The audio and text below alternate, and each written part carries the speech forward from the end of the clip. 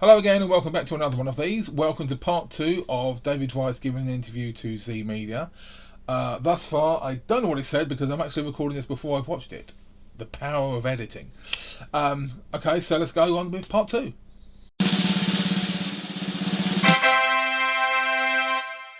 Okay, so here's a shot. Now, when you try to look across the land from ground level, close to ground level, the air is the thickest. You also have topographical, fluctuations in the land, and there's going to be something that's above your eye level. It's going to stop you from seeing any farther, and that's going to be your horizon, the whatever is above your eye level. I just want to quickly stop here. He's more than capable of showing photos behind him. He's off to the side green screen. Where's the picture of the boy that you took a photo of 11 miles away? You had a camera on the beach. Did you not have any film? You did not have a memory card? All right. But from the top of a mountain where the air is clear, you can see much farther, and we could see all of these mountains. Okay. All of these mountains here, and there's seven mountains, and they're over 700 miles away. According to the Guinness Book of World Records, the longest distance ever photographed from a point on land to another point on land is 275 miles. It was taken in 2016. This photo he's showing here, I have no idea what he's talking about.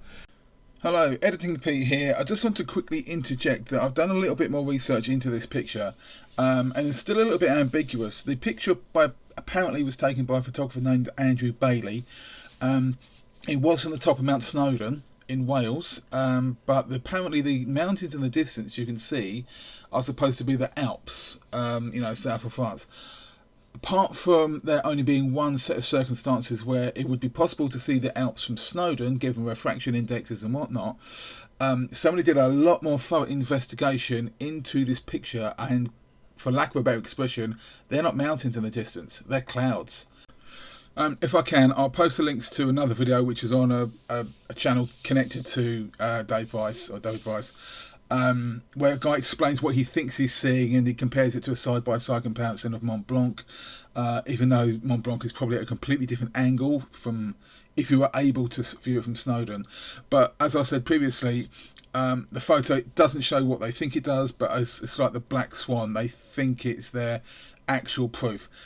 As I said before, Guinness Book of Records, 275 miles in a straight line is the longest distance ever photographed from land.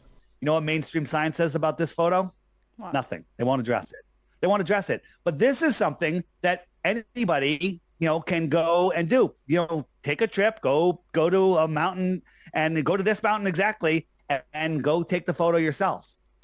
If you're willing to take a trip, come down to Folkestone, have a look at France, and then go down to the beach and try and have another look at one. Best of luck to you. Could this be explained through perception? Perception or refraction, are you trying to say? Just the angle that you're from, because I know that the further away you are, you explain this far better than I do, but things will appear at different levels, different sizes. Right. As things go into the distance, they get smaller and smaller and smaller due to perspective. Yes. Now, the globe people will say, well, when something's over the curve, it refracts up. Things do get wobbly. When you look into the distance, they do refract. You can get mirages. You can get reflections. But when something is blocked, hidden behind something, it doesn't refract up into your vision and magically stop at eye level. Yeah. That's absolutely ridiculous. Yes, it does, and this has been proven. I cite the famous black swan photograph, which for the longest time was supposed to be the absolute definitive proof of a flat Earth. But as he says, things were wibbly wobbly, timey-wimey, spacey-wacey. Somebody took a laser photo of exactly the same thing. It's quite obviously massive amounts of refraction. We do a thing called a mirror flash, right? Because sometimes we do laser beams, across frozen lakes and stuff.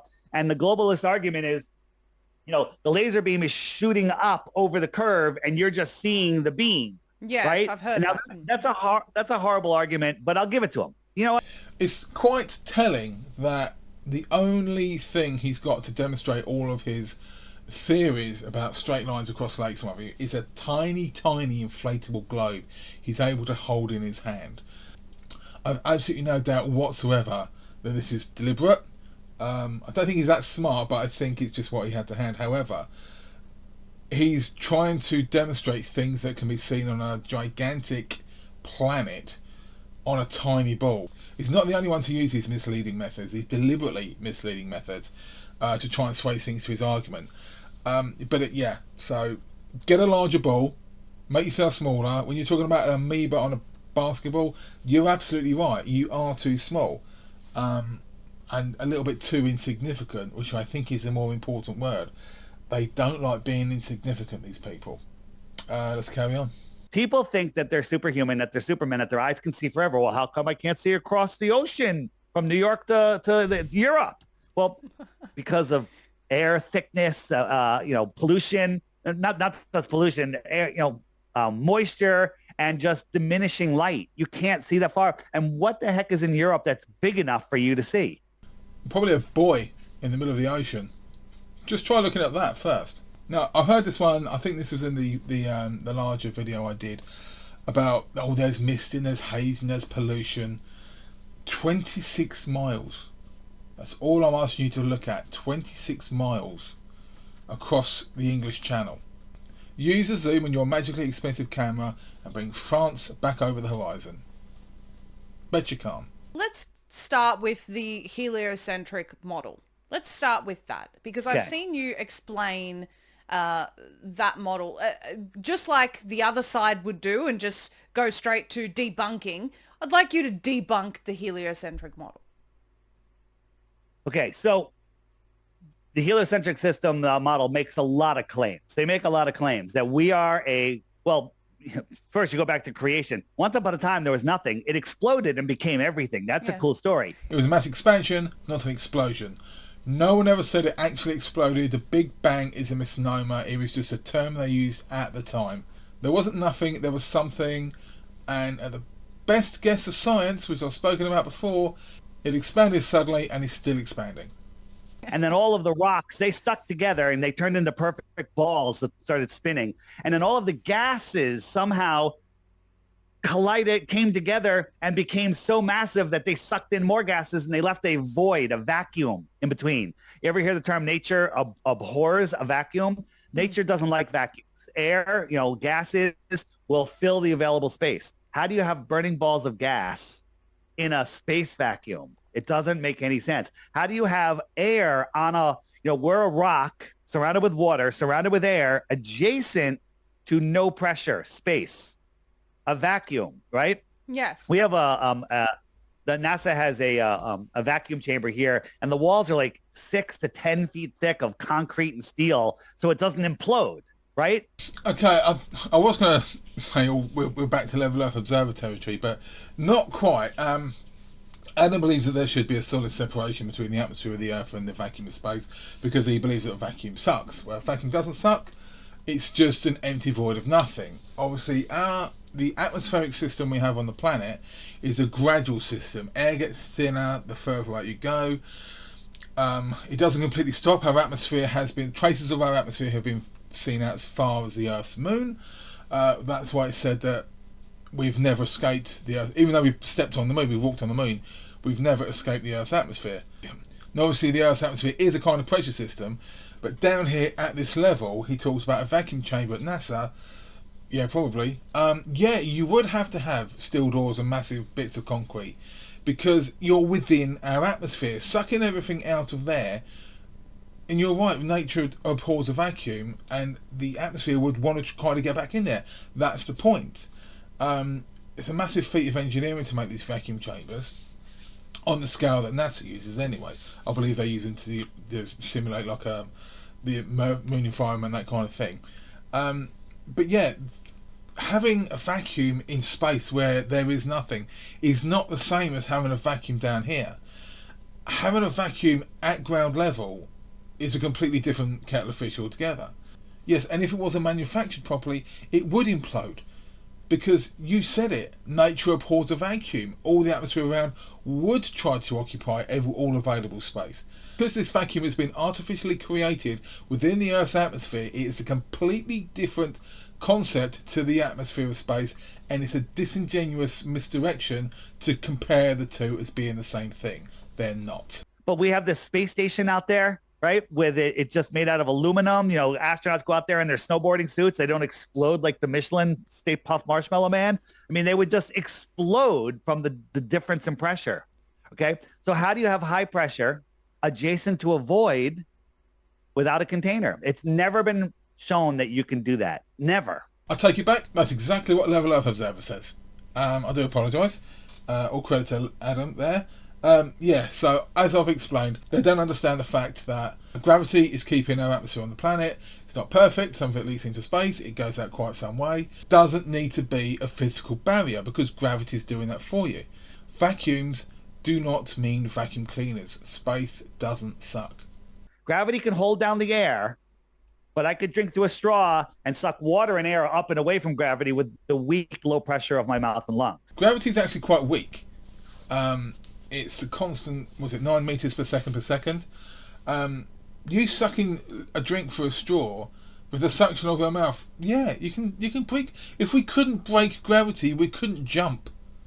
We'd hardly be able to walk because we'd be pinned to the ground all the time. Of course we can defy gravity. We just can't stay up there. What do you expect us to float? What goes up must come down. When you finish sucking on your straw, what happens to the rest of the water in the straw? Goes back into the glass. That's gravity. What you're doing is really unwiring the teaching from school, for example. Everything that we were taught in these institutions, which are indoctrination centers, were essentially to get us prepared for globalism. Tell me again how you're biased without actually telling me you're completely biased. I don't like this person because she tries to say she's open-minded. She clearly isn't. And now they're going on to the education system where everybody's being indoctrinated. No, they bloody aren't. We're being taught stuff. I remember my school days quite well. And I remember my science lessons quite well. We were given four or five. I was trying to remember this the other day. It's hypothesis, method, practice, results, hypothesis, or something along those lines. There was a 4 or 5 stages. So you had the idea, you got the equipment, you formulated the experiment, you did the experiment, you posted your results, then you came to your conclusion. So your hypothesis, methods, results, conclusion, etc. You found out the experiments yourself. Your science teacher, my science teacher said, right, do this, let us know what happens. We weren't told what to expect, we found these things out ourselves. And it's the same with most facets of science. Nobody goes into a science lab or a science research lab saying, right, today I'm going to find XYZ and I'm going to use ABC to do it. And if I don't get to XYZ, I'm going to redo all my experiments until I do get XYZ. That's not how science works, and that's not how research works, and that's not how evidence or investigation works. It's the old adage of doing your own research, but you're not finding anything new. You're not finding anything you haven't already known or thought you've known or presupposed before. Like my recent experience with finding out about maps, that east used to be north, so to speak. That was fascinating to me because I genuinely did know that. I'm 50 years old. I found out something new. I've absorbed it into my current knowledge base, and it's now a fact for me. These people cannot, as I said before, accept anything that is contradictory to their previously conceived beliefs. Any contradictory information is completely disregarded because it goes against their current view and they can't take it in. And continually attacking educational establishments when all they're doing is teaching established facts with verifiable sources is again muddying the well. I don't know if these guys have got kids, but do they honestly take their kids off to school? So there you go. Don't listen to anything they've got to say. Just sit down for 6 or 7 hours, come home, and I'll tell you all about the real facts of the world that I've got out of this YouTube page and this Facebook group. That's the real facts. And I know it's the real facts because Mark Sargent and Eric DeBase said so. Okay, so the theory of how the Earth is spinning. Talk to us about, and I'm calling it a theory on purpose, talk to us about how they present that versus what you actually believe. Okay, we've spoken about theories before. Completely wrong to use it in this concept. There's no theory of the Earth spinning. It's not like relativity or gravity or evolution or anything like that. It's beyond the theory, the fact that the Earth is rotating, not spinning. So yeah, this is just an absolute disingenuous hodgepodge of garbage, this, isn't it? So every test done by scientists throughout all of recorded history to prove axial rotation, because we're spinning on our axis, has proven the opposite, that we're not spinning. Every test to measure curvature has proven that there is no curvature. Okay, those are lies. Flat out lies. There's no other way to describe them.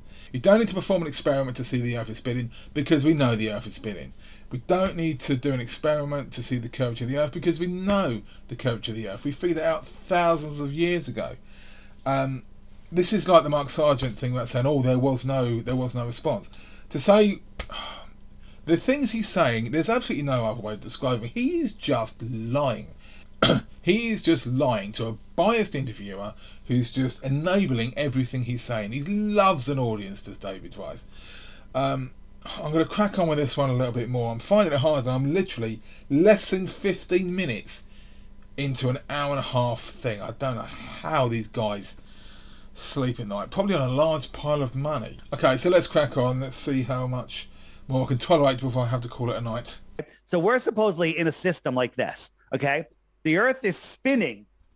This is the slowest motion, the spin of the Earth. Now, yes, it only goes around once per day, but if you're on the equator, you're moving 1,000 miles an hour.